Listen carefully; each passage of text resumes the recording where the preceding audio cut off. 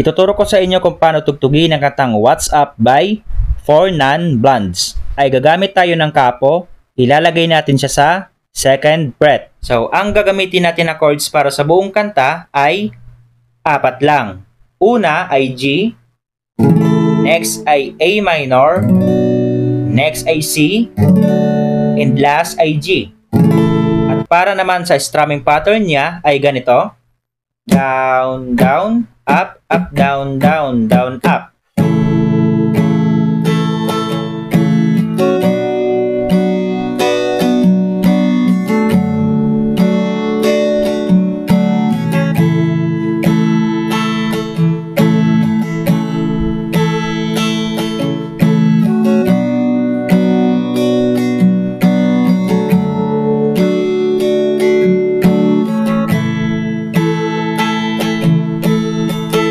Ngayon, proceed na tayo ng verse. Bale, ipi-play mo siya ng 2 times.